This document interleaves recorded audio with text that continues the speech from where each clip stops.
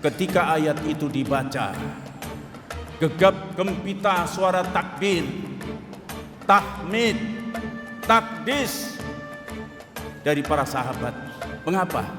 Karena gembira yang luar biasa. Jadi kalau ingin jadi pimpinan, ingin jadi imam, harus mau menghadapi ujian.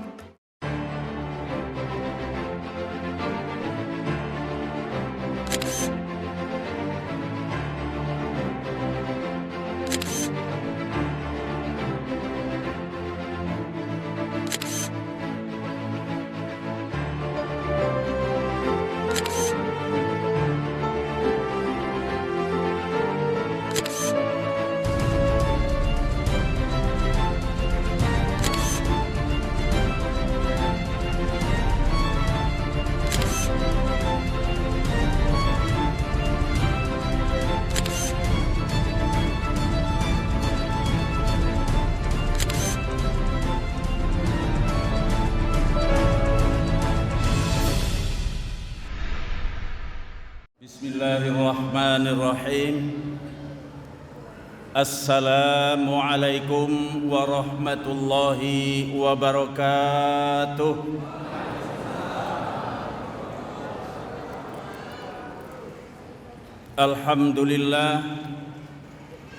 Alhamdulillahi nahmaduhu wa nasta'inuhu wa nastaghfiruh wa na'udzu billahi min syururi anfusina wa min sayyiati a'malina.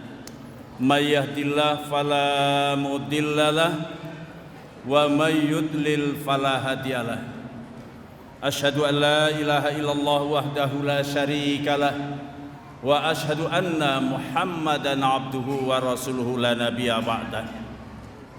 Allahumma shalli wa sallim ala nabiyyina Muhammadin wa ala alihi wa sahbihi wa jundihi wa man tabi'ahum bi ihsanin ila yaumil qiyamah.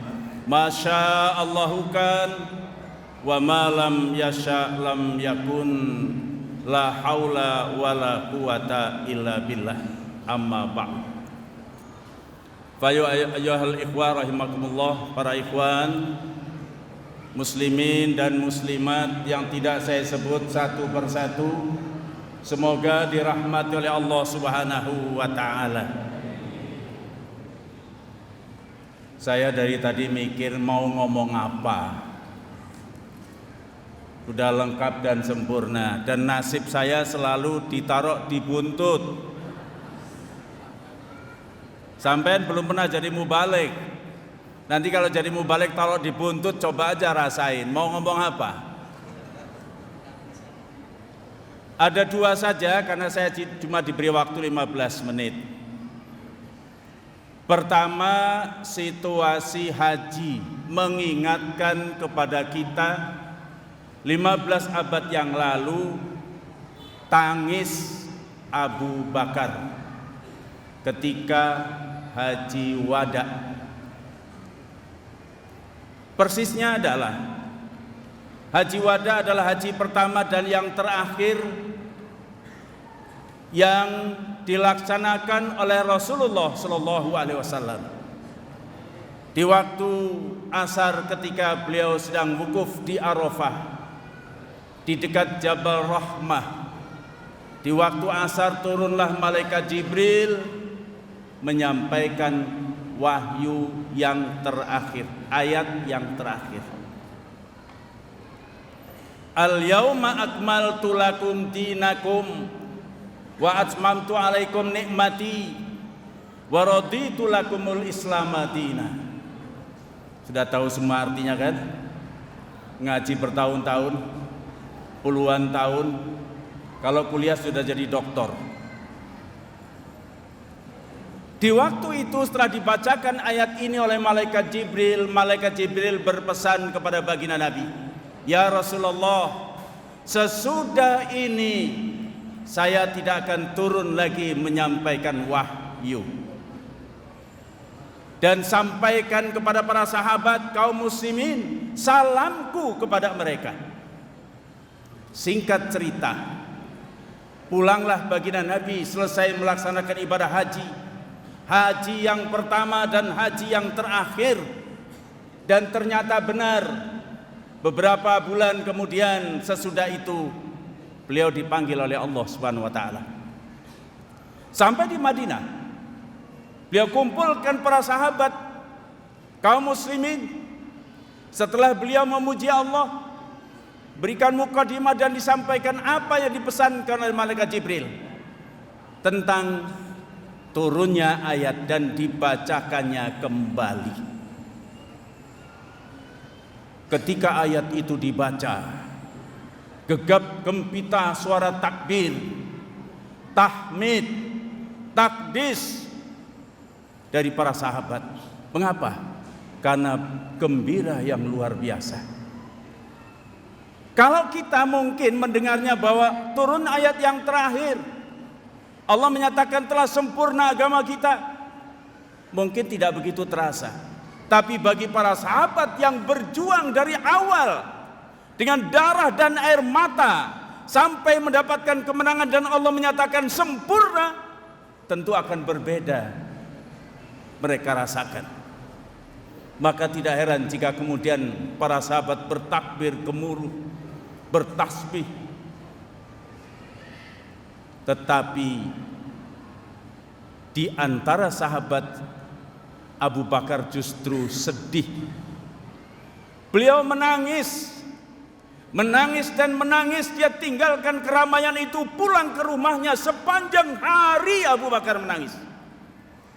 Dan tadi yang diungkapkan oleh Pak Legisan, kemudian oleh ikhwan kita dari Palestina, derita Palestina, nestapanya muslimin, terbukti benarnya tangis Abu Bakar 15 abad yang lalu. Sahabat bertanya, kemana Abu Bakar? Kemana Abu Bakar? Semua tidak ada yang tahu.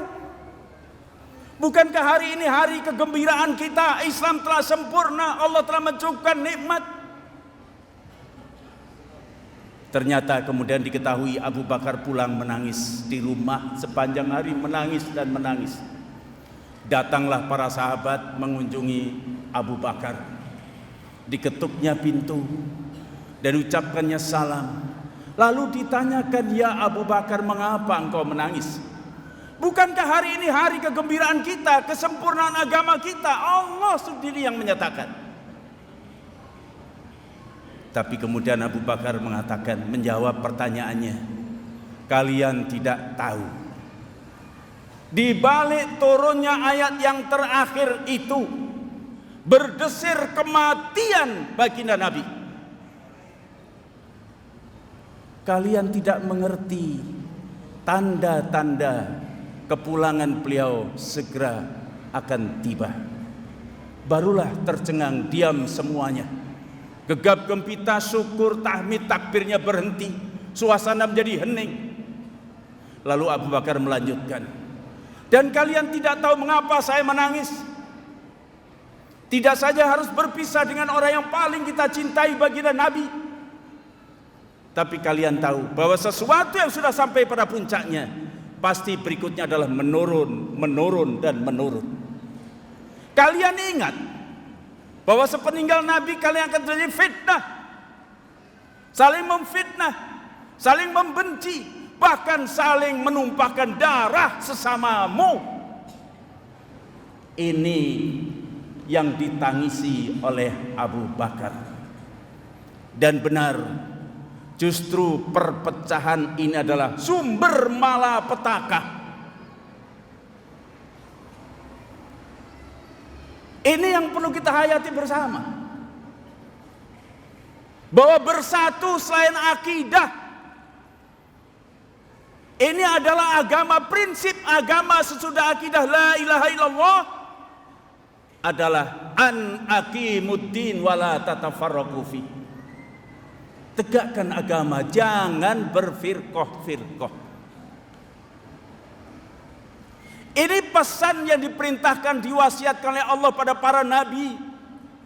Setiap nabi diperintahkan menyampaikan kalimat la ilaha illallah, Dan yang kedua, jangan berpecah belah, tegakkan agama, jangan berfirqah-firqah. Itu perintah agama, surat Asy-Syura ayat 13. Dan ternyata benar tangis Abu Bakar menjadi kenyataan. Ketika umat Islam berpecah belah, ketika umat Islam berfirqah-firqah, ketika umat Islam saling menodai, saling memusuhi, saling membunuh, maka itulah derita nestapa tidak hanya Palestina, tapi adalah umat Islam. Palestina akibat dari dosa kita yang tidak mau bersatu. Umat Islam sebenarnya bukan umat yang tertinggal. Dari segi jumlah umat Islam cukup memadai.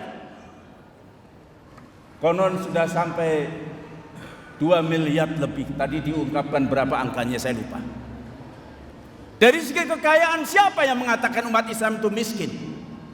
Diberikan potensi sumber daya alam dari Maroko sampai Maroke, belahan bumi utara, selatan, kekayaan yang berlimpah luar biasa.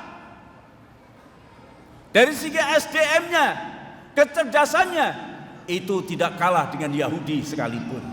Tapi mengapa nasibnya terpuruk? Karena tidak bersatu, karena bertikai. Ini tangis dan dukanya Abu Bakar yang melihat dengan mata iman, jauh melihatnya. Inilah yang aku tangisi, inilah yang aku khawatirkan sepeninggal baginda Nabi. Ternyata ini menjadi kenyataan. Oleh karenanya apapun yang kita lakukan, kalau umat Islam tidak bersatu, kalau umat Islam tidak berjamaah, nonsen kita bicara untuk bisa mengalahkan mereka orang-orang kafir. Kita selama ini sampai hari ini, kita yang mempunyai kekayaan, orang lain yang menikmati. Kita yang punya jumlah suara yang terbanyak di mana-mana umat Islam, tapi kadang-kadang hanya menjadi komoditi politik belaka. Persis seperti mendorong mobil mogok. Kalau ada mobil mogok, baru kita dipanggil, ayo tolong, amal soleh. Didorong mobil itu. Begitu mobilnya jalan, kita ditinggal terengah-engah. Oleh karenanya, bicara persatuan, bicara hidup berjamaah, bukan sekadar ide pemikiran 1-2 orang, tapi ini wahyu ilahi. Baca surat Ali Imran ayat 103, baca ayat 104, 105, baca surat Asy-Syura ayat 13, syara'alakum minad-din ma wasabihi Nuha walladzi auhayna ilaika wa ma wasaina bihi Ibrahim wa Musa wa Isa an aqimuddin wa la tatafarraqu fihi. Allah syariatkan lakum bagi kamu minad-din dari agama. Yang disyariatkan itu agama, bukan yang lainnya. Bukan ideologi pemikiran siapapun, bukan gagasan siapapun, agama yang diturunkan oleh Allah. Ma wasabihi Nuha, seperti yang diwasiatkan pada Nabi Nuh. Waladzi auhayna ilaika, sama seperti yang aku wahyukan kepadamu Muhammad. Jadi agama dari Nabi Nuh sampai Nabi Muhammad itu sama agama, tidak pernah berbeda-beda. Wa ma wasaina bi Ibrahim wa Musa wa Isa, sama seperti yang kami diwasiatkan kepada Nabi Ibrahim, Nabi Musa dan Nabi Isa. Apa wasiatnya? An aqimuddin wala tatafarraqu fihi. Tegakkan agama, jangan berfirqah-firqah. Kalau saya bilang jangan masuk, itu artinya apa? Tetap ada di. Jangan keluar, itu artinya tetap di. Kalau Allah mengatakan jangan berfirqah-firqah, itu artinya jelas. Jadi berjamaah sebuah sistem kenabian. Para nabi tidak mengadopsi teori manapun untuk membangun satu umat, untuk mengumpulkan satu umat. Rasulullah tidak mengadopsi teori Montesquieu, teori mana lagi itu filsafat dari Yunani kuno. Tapi beliau menerima wahyu dengan sistem berjamaah yang tidak mengadopsi dari mana-mana dan juga bukan hasil renungan pemikiran yang dituangkan menjadi sebuah ideologi, tetapi memang apa yang Allah turunkan. Jadi bukan hanya akidah dan syariah, tapi hidup berjamaah adalah syariat yang diperintahkan oleh Nabi, bahkan syariat yang dibawa oleh para nabi. Udah 10 menit. 10 menit kan? 5 menit lagi. Ini yang pertama. Jadi duka nestapa penderitaan dunia Islam, sebab utamanya karena umat Islam tidak bersatu. Pegang ini, tolong diingat. Dan bersatunya umat Islam bukan didasarkan pada ideologi pemikiran filsafat barat maupun timur, utara maupun selatan, tapi sistem berjamaah itu mengambil dari perjalanan para nabi yang disebut nabi sebagai khilafah ala minhajin nubuwah, pola sistem kepemimpinan yang mengambil jejak kenabian. Itulah hidup berjamaah. Ini yang pertama. Yang kedua, sesudah bulan Dzulhijjah, bulan apa? Muharram. Artinya bulan Muharram pergantian tahun baru, betul? Kita diingatkan dengan Muharram berarti peristiwa hijrah Nabi. Bukan sekadar kita peringati hijrah di Mekah ke Madinah. Coba kita perhatikan sistem yang dibangun oleh baginda Nabi dalam membangun umat, diterapkan di kala beliau hijrah di Madinah. Sistem inilah yang dilupakan oleh sebagian besar muslimin. Lebih percaya diri, lebih pede, lebih bangga kalau mengadopsi teori-teori lain di dalam membangun sebuah umat. Oleh karenanya, karena bulan depan kita masuk tahun baru Hijriah, saya mengajak coba mari kita telaah dan kita pelajari langkah-langkah apa beliau di Madinah di dalam membangun umat. Pertama, beliau bangun masjid. Betul? Masjid apa? Masjid Quba. Pernah ke sana? Kepengin ke sana? Kepengin berangkat. Pengen doang mana sampai, kalau kepengen berangkat. Itulah masjid pertama yang dibangun oleh Nabi. Nabi kenapa tidak membangun benteng pertahanan militer? Karena beliau diancam waktu hijrah itu, dikepung oleh pemuda-pemuda pendekar pilih tanding itu dengan senjata terhunus, dikejar-kejar beliau. Tapi sampai di Madinah diterima, disokong, didukung oleh kaum Ansor. Tapi beliau tidak menyuruh membuat benteng pertahanan atau membangun militerisme. Tapi yang beliau bangun masjid. Gak usah pinter-pinter amat lah, gak usah S3 untuk mencerna ini. Itu artinya risalah yang dibawa oleh Nabi. Baginda Nabi membangun peradaban yang religius, yang tauhid yang akan dibangun oleh Nabi. Jelas. Ternyata juga beliau tidak membangun dinasti, monarki, kerajaan. Tapi yang dibangun adalah masjid. Gak usah pinter-pinter amat, cukup kita melihat. Jadi risalah yang dibawa oleh Nabi adalah membangun peradaban umat yang religius, masyarakat yang santun, masyarakat yang berakhlak, masyarakat yang kompak, yang bersatu, yang mereka diikat dengan sistem kenabian, yaitu al-jamaah. Paham? Paham? Beliau tidak membangun dinasti, beliau tidak membangun kerajaan, Beliau memimpin bukan untuk satu etnis, satu bangsa yang dibatasi oleh demarkasi teritorial.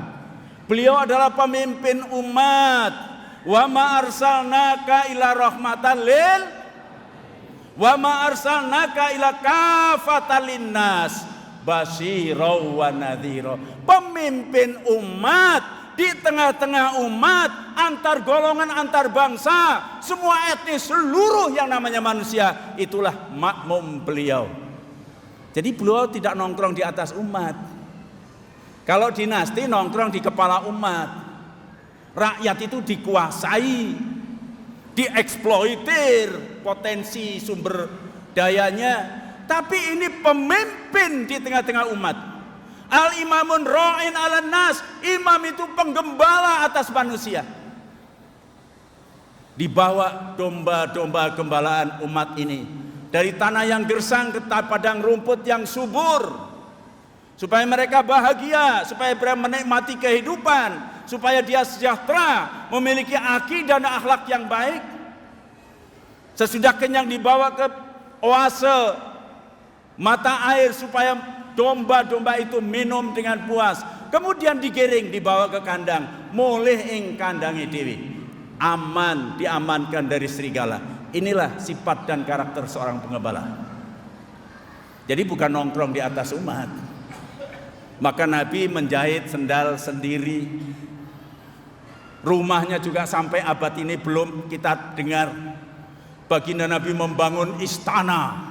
Tapi rumah beliau ngemper di masjid sampai sekarang bisa kita saksikan. Makam beliau itulah kamar Aisyah, tempat beliau bermukim.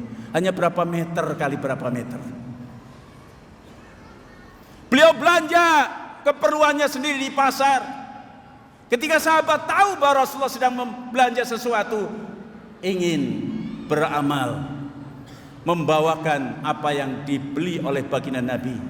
Tapi Nabi dengan senyum mengatakan, yang punya lebih berhak untuk membawanya sendiri. Raja mana yang belanja ke pasar? Tuh kan sudah digini-giniin, gimana tuh?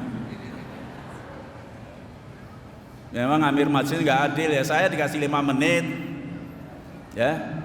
Baik kalau begitu. Inilah intinya.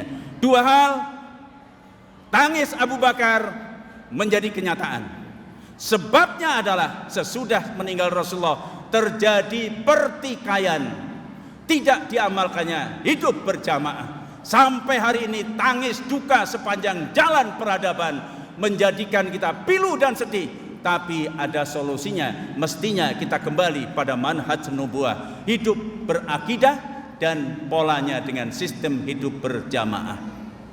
Yang kedua, di bulan Muharram mengingatkan kita semua bahwa saatnya kita kembali menelaah dan mempelajari langkah-langkah strategi baginda Nabi di dalam membangun umat. Demikian yang bisa saya sampaikan. Mohon maaf. Wabillahi taufiq wal hidayah. Wassalamualaikum warahmatullahi wabarakatuh. Hadirin wal hadirat, ikhwan dan akhwat yang dimuliakan Allah Subhanahu wa taala. Sebagai puncak dari kegiatan tabligh akbar kita kali ini, marilah sama-sama kita mendengarkan nasihat dari Imam Muslimin Kiai Haji Yakhshallah Mansur Jamaah. Pada Imam, Assalamualaikum warahmatullahi wabarakatuh. Saya akan bacakan mukaddimahnya Rasulullah sallallahu alaihi wasallam ketika perang Ahzab. Ada juga yang mengatakan perang Uhud. Alhamdulillahi wahdah, sadaqa wa'dah, wa nasara 'abdah, wa a'azza jundahu wa hazamal ahzaba wahdah. Asyhadu an la ilaha illallah wahdahu la syarikalah, wa asyhadu anna Muhammadan abduhu wa rasuluh. Masya Allah kan, wa ma lam yasha lam yakun. La haula wa la quwata illa billahil aliyil azim. Amma ba'd. Hanya sudah punya ini belum? Lah belum punya beli. Ini nak lo bukan untuk imam, bukan. Insya Allah hasilnya adalah untuk pembebasan Masjidil Aqsa. Nah, kalau sudah punya, ayo kita buka, kita baca bersama-sama, ya. Kalau sudah hafal, alhamdulillah. Ini yang akan saya sampaikan. Tirukan imam, karena imam bisanya hanya Quran. Ya. A'udzu billahi minasyaitonir rajim. Ayo.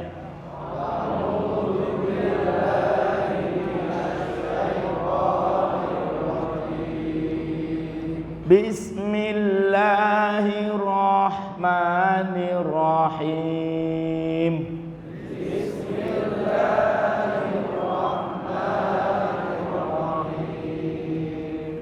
Wa idh ibtala Ibrahim rabbuhu bikalimatin fa'atammahun.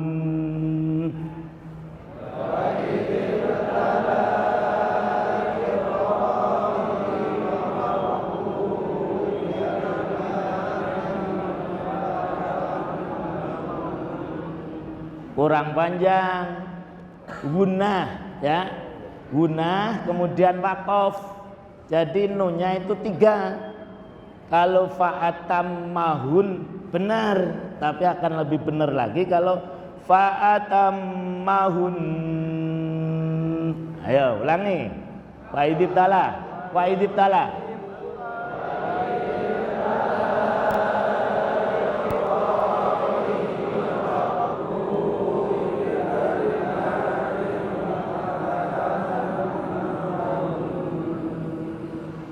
Qala inni ja'iluka linnasi imama.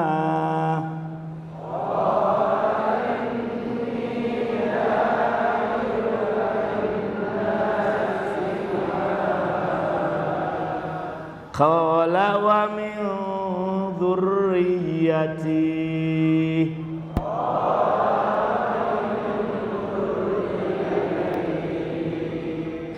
Qala la yanalu ahdil zalimin.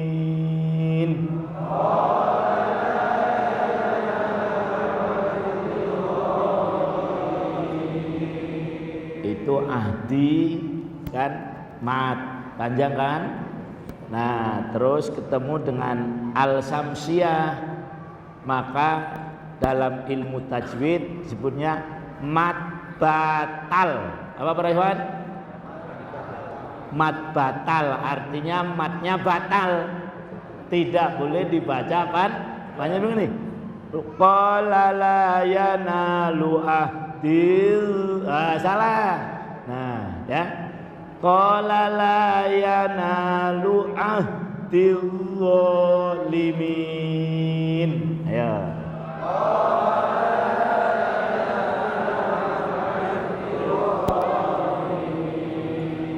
Alhamdulillah, ya. Mau baca shadaqallah juga nggak apa-apa, ya. Nah boleh shadaqallahul azim.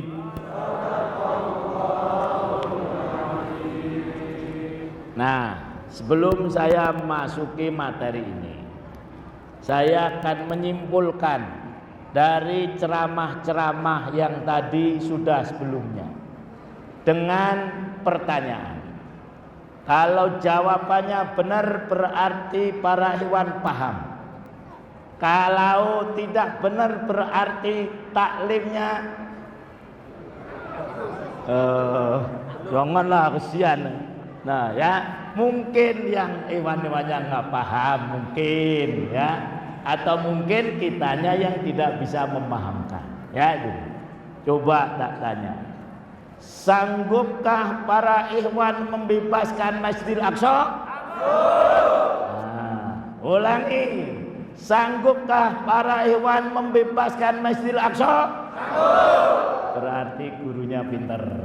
Nah, ya, pertanyaan pertama terjawab 100%. Yang kedua, Sanggupkah para ikhwan berjamaah? Alhamdulillah. Ya, gurunya pintar nih berarti. Nah, ya itu. Nah, kemudian pertanyaan yang ketiga.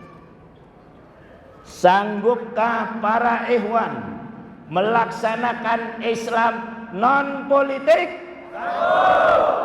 Apa coba non politik? Oh ya, non politik itu melaksanakan Islam seperti tadi Ustaz Dahi, berdasarkan Quran dan itulah melaksanakan Islam non politik. Sanggupkah para ikhwan melaksanakan Islam non politik? Alhamdulillah, pinter-pinter gurunya berarti ini. Nah, kemudian selanjutnya yang keempat. Nah, ini hal tardawna tahwidal Quds. Nah, berarti nggak paham. Nah, ya. Ini.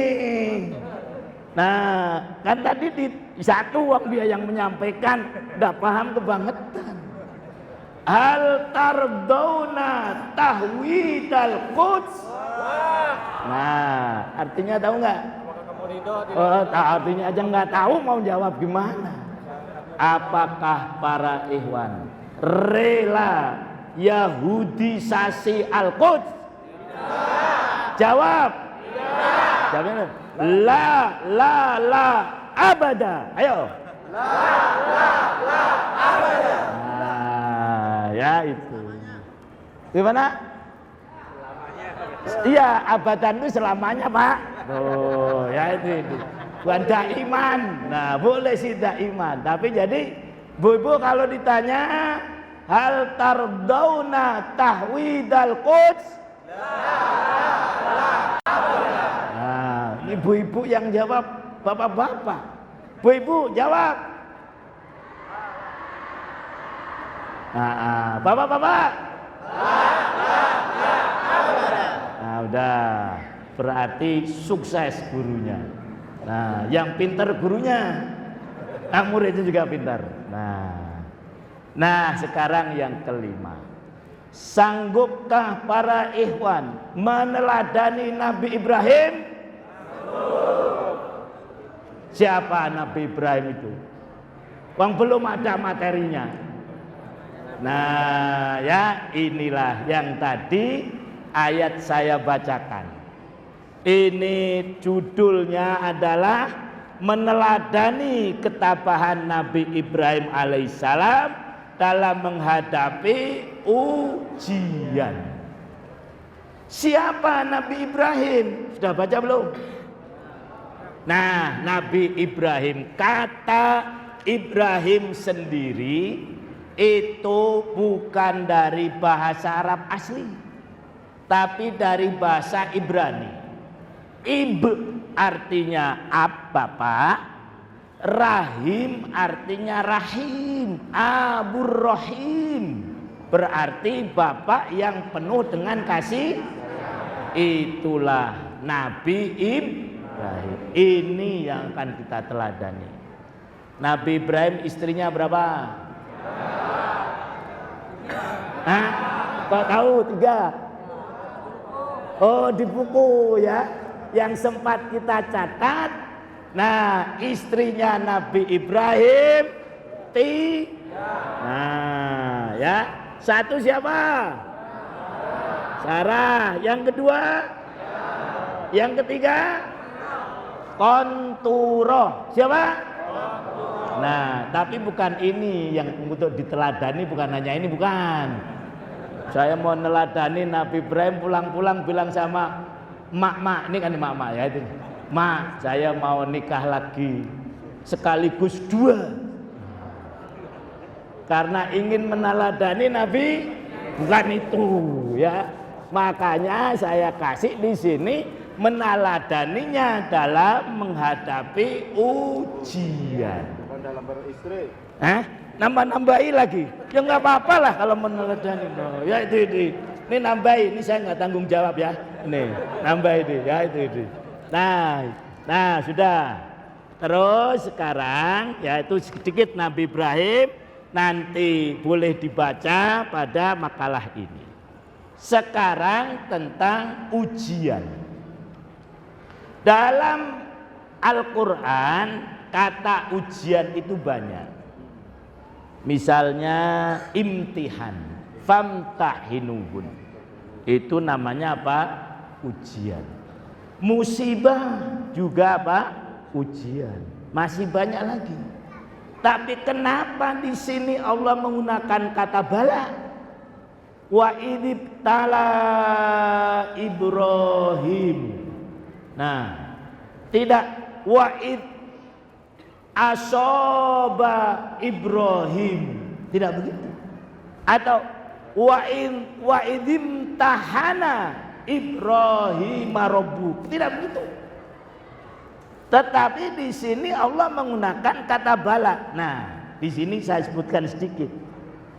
Bala adalah ujian untuk mengetahui halaman 2 yaitu ini.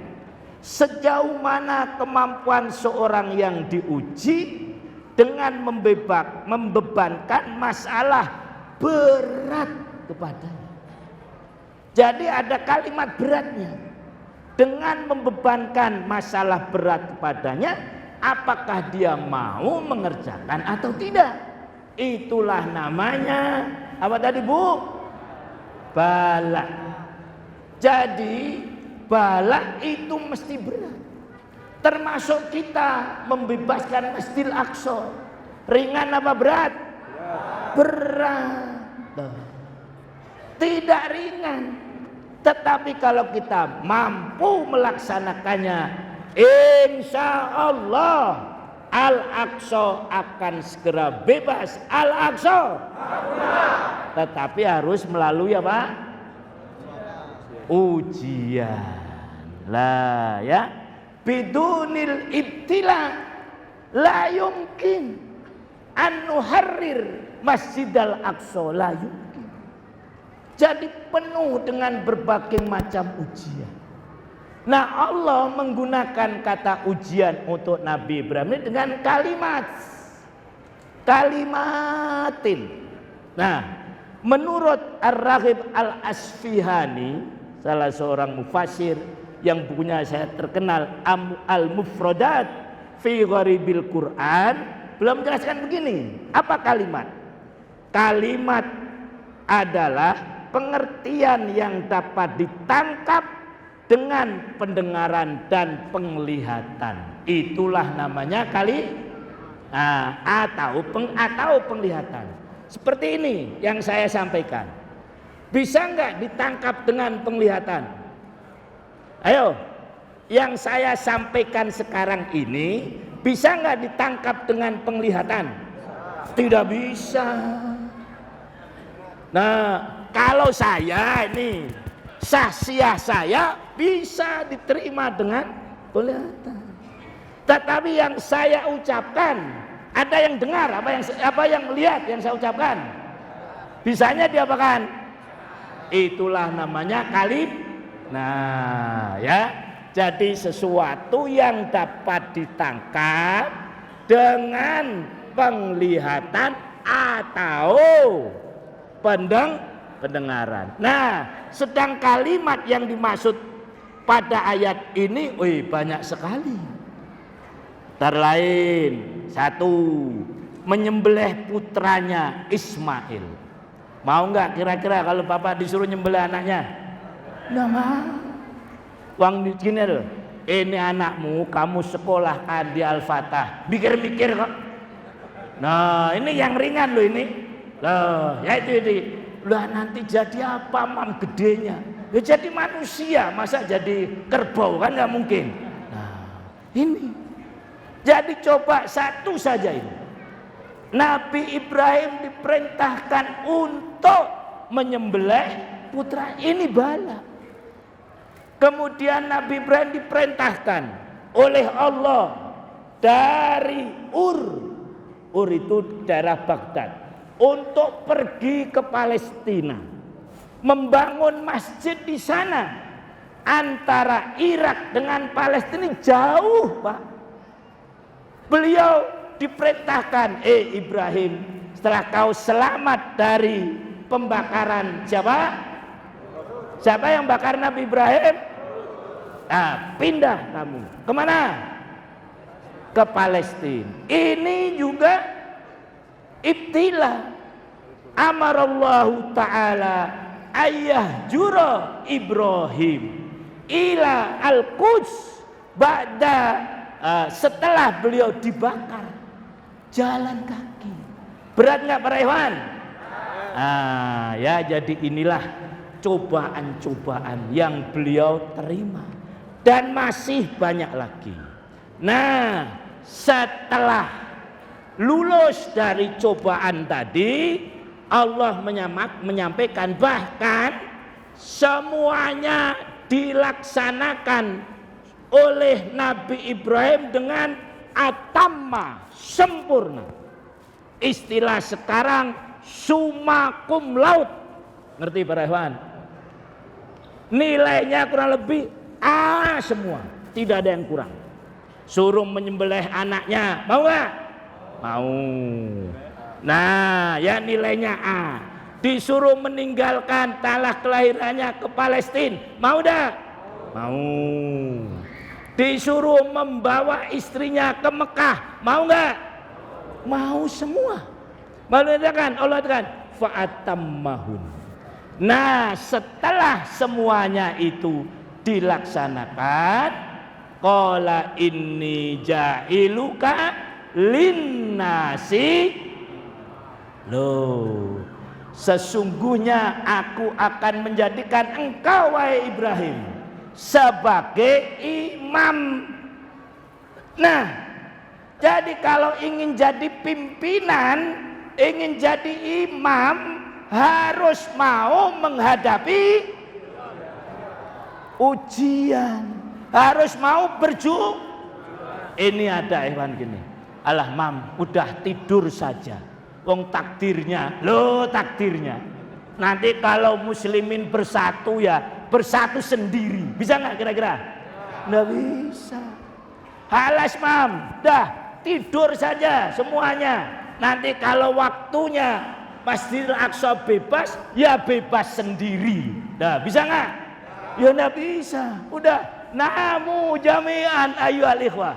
Idza hana tahriral Masjidil Aqsa fataharrara Masjidil Aqsa. Nah gitu. Bisa nggak? Nggak bisa. Ini bilang, udah para hewan tidur semua sekarang. Ada nggak ini yang ngantuk? Ada nggak ini yang ngantuk? Nggak ada kan? Nah, udah tidur saja Bu. Nanti kalau waktunya Masjidil Aqsa itu bebas, bebas sendiri. Bisa nggak? Nggak bisa. Ini tadi Allah menjelaskan fa'atammahun qala inni ja'iluka linnasi. Nah, kenapa Allah ingin menjadikan Nabi Ibrahim sebagai imam? Karena memang Nabi Ibrahim itu diperintahkan oleh Allah untuk melaksanakan Islam seraya berjamaah. Saya tanya, siapa yang menyampaikan materi ini tadi? Nah, Ustaz Ahid. Ya. Jadi Allah memerintahkan kepada Nabi Ibrahim dan yang lain, an aqimuddin wala tatafarraqu, untuk berjamaah perlu ada apa? Imam. La yumkin ain takun jamaah bidunil imam. Hayata hayata. Mustahil. Itu sesuatu yang tidak mungkin. Maka wahai Ibrahim, saya jadikan engkau menjadi imam. Tapi Nabi Ibrahim karena tadi beliau termasuk yang Ibrahim, beliau mengatakan qala inni ja'iluka linnasi, sama beliau berkata qala wa min dzurriyyati, ya Allah yang kau jadikan imam jangan hanya saya, jangan, tetapi juga anak keturunan saya. Itu saking sayangnya Nabi Ibrahim. Tapi kata Allah, apa kata Allah? Qala la yanalu ahdiz zalimin. Tidak akan mungkin keimamahan. Di sini namanya imamatuddin. Keimamahan ini akan diterima, didapatkan oleh orang-orang yang Nah, kenapa umat Islam sekarang belum jadi imam? Karena mungkin umat Islam masih banyak yang ngaku enggak? Loh ya, ibu-ibu masih banyak yang jilbabnya belum sempurna. Para ikhwan masih banyak yang sholat lailnya belum sempurna. Ya bukan nyindir, bukan ya itu. Nah, pada sholat lail enggak ini tadi malam? Sholatnya, yang jawab sholat enggak juga nggak apa-apa, itu kan? Ini belum sempurna. Kita masih, bagaimana disebutkan oleh Allah dalam surah Fatir. Nah, ada 3 kelompok manusia. Pertama dzalimun li nafsi, kemudian sabiqum bil khairat, kemudian muqtasid. Jangan-jangan imam tidak menuju, jangan-jangan umat Islam ini masih dolim. Nah, supaya kita menjadi pemimpin, mari kita jangan menjadi orang yang dolim. Mudah-mudahan dengan demikian Masjidil Aqsa akan segera dibebaskan, asal umat Islam tidak Nah, sebagai penutup saya sampaikan bahwasanya Allah Subhanahu wa taala itu memberikan beban kepada manusia, tidak di luar batas kemampuan. Allah memerintahkan kita membebaskan Masjidil Aqsa. Ini adalah batas kemampuan kita. Mesti gitu. Tidak mungkin Allah akan menyuruh umat Islam membebaskan Masjidil Aqsa kalau tidak mampu. Tidak. Kalian semuanya ini mampu. Mampu apa tidak para ikhwan? Insya Allah gitu. Mampu para ikhwan? Nah, di sini Allah mengatakan laha ma kasabat wa alaiha. Lihat, 2 kata ini penting sekali. Laha ma kasabat wa alaiha ma kasabat. Yang satu menggunakan laha, yang satu menggunakan alaiha. Apa bedanya? Nah, kalau laha itu mudah. Laha ma kasabat berarti melakukan yang baik itu mudah. Wa alaiha maktasabat. Sementara kalau melakukan kemaksiatan sulit sebetulnya. Contoh yang mudah saya sampaikan. Sholat tahajud dengan maling sulit mana? Ya kan gitu. Sulit maling loh. Sholat tahajud paling wudu tok. Maling harus keluar rumah menghindari kejaran-kejaran polisi. Lah kenapa? Sholat tahajud nggak mampu. Karena sebetulnya nafsu saja. Nah itulah kurang lebihnya. Rukun, nah berjamaah dengan berfirqah-firqah. Mudah mana? Mudah berjamaah. Berfirqah-firqah itu sulit sebetulnya. Tapi karena setan, nah itulah akhirnya. Jadi marilah para ikhwan semuanya, bahwasanya tugas membebaskan Masjidil Aqsa itu adalah masih dalam batas kemampuan kita. Oleh karena kita yakin Masjidil Aqsa akan bebas. Allahu Akbar. Saya kira ini saja yang dapat saya sampaikan ya. Nanti boleh dibaca lagi di rumah masing-masing ya. Mudah-mudahan Allah Subhanahu wa taala selalu membimbing kita ke jalan yang diridhoinya. Amin ya rabbal alamin. Mari kita akhiri talim ini dengan berdoa bersama-sama. A'udzubillahi minasyaitonirrajim. Bismillahirrahmanirrahim. Alhamdulillahirabbil alamin. Hamdan yuwafi ni'maka fi mazidah. Ya rabbana lakal hamdu kama yanbaghi li jalali wajhika din sultanik. Allahumma munzilal kitab wa mujriyas sahab wa hazimal ahzab insmasur alaihim. Allahumma munzilal kitab sari'al hisab ihzimil ahzab. Allahumma hzim azalzilhum Allahumma anta adiduna wa nasiruna bika nuhawilu wa bika sawil. Allahumma anta rabbuna wa rabbuhum wa qulubuhum wa qulubuna biyadik wa innama yaglibum anta ya malika yaumiddin la ilaha illallah rabbul arsil azim la ilaha azimul halim la ilaha halimul karim. Allahumma ansur ikhwanana al-muslimina fi Filistin. Allahumma ansur ikhwanana al-muslimina fi Palestina khassah wa fi buldanil mu'minina amah. Mustabata ka'alal kufar nuharibuna al-islam wal-muslimin. Allahumma syatit samlahum wa farriq jam'ahum wa magrizikahum. Rabbana ighfir lana wa liwalidina warhamna kama rabbayana shighara. Rabbana atina fid dunya hasanah wa fil akhirati hasanah wa qina adzabannar. Sallallahu ala Muhammadin wa ala alihi wa ashabihi ajmain. Walhamdulillahi rabbil alamin. Kurang dan lebihnya mohon maaf. Assalamualaikum warahmatullahi wabarakatuh.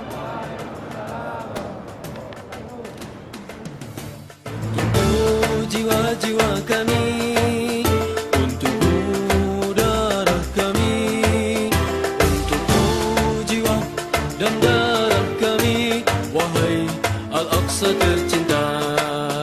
Untukmu jiwa-jiwa kami, untukmu darah kami, untukmu jiwa dan darah kami, wahai Al-Aqsa tercinta.